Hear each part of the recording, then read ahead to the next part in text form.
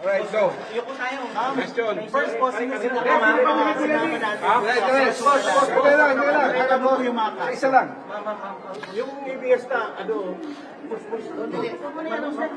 Sige, Asher. sino po yung mga kinasuhan ay sinama po natin sa reklamo natin sa India?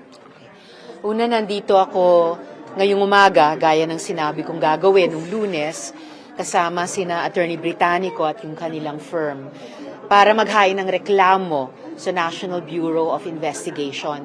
Pangunahing layunin ng reklamo, alamin sino o sino-sino ang nasa likod ng pag-produce ng video, 2 video na ni Michael Maurilio. Dahil hanggang ngayon, wala pa ring umaamin, wala pa ring nag-aangkin.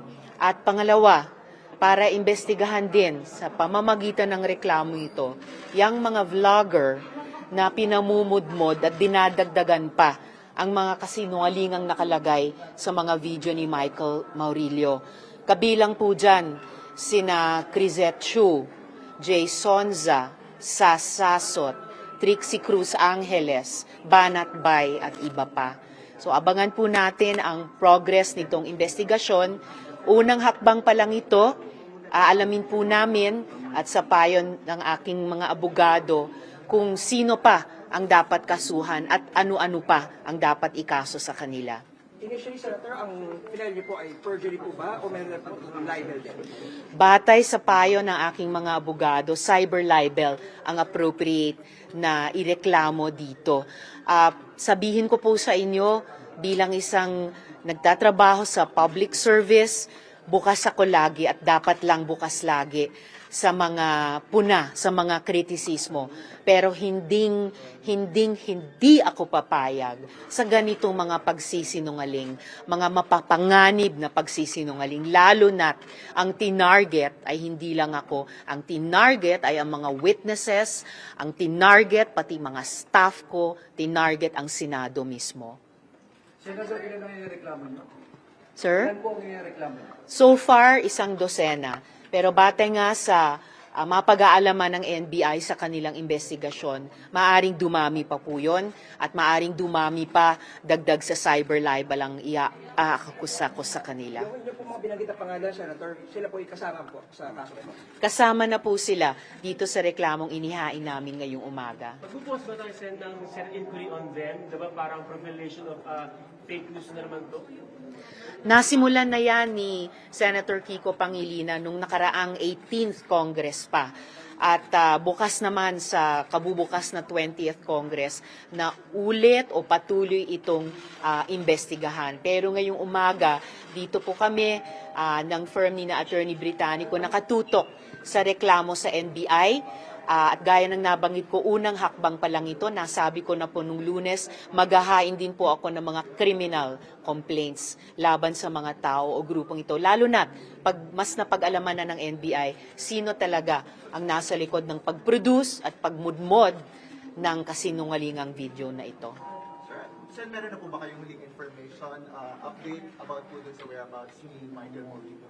Wala pa ring firm updates about that dahil pagkatapos nung kanyang mga huling mensahe sa opisina ko noon lamang June 22 at 23 nitong 2025. Imagine, just a little more than a week ago, naghuhumingi ng rescue dahil siya daw ay kinidnap ng KOGC at siya daw ay dun dinadakip sa Glory Mountain. Hanggang ngayon at nung finoward namin agad sa PNP yung mga messages na iyon at agad din nilang kinikilusan. Kaya lang, habang kinikilusan na yung kanyang mga mensahe noon, ay lumabas na itong video. Take note din pala, no, yung nirereklamo kong, pinaiimbestigang fake news channel, nagngangalang Pagtanggol Valiente. Bagong-bago po yan.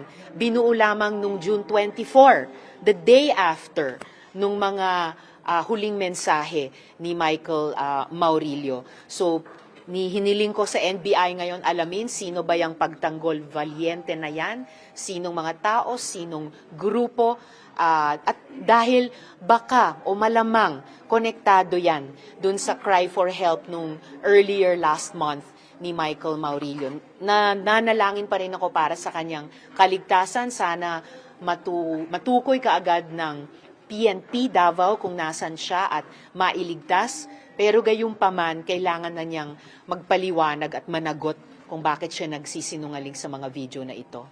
Sen, do you believe in the theory na maaaring yun nga, kinidnap po si Michael Maurilio? His statement was not on his own volition at siya po ay in grave danger?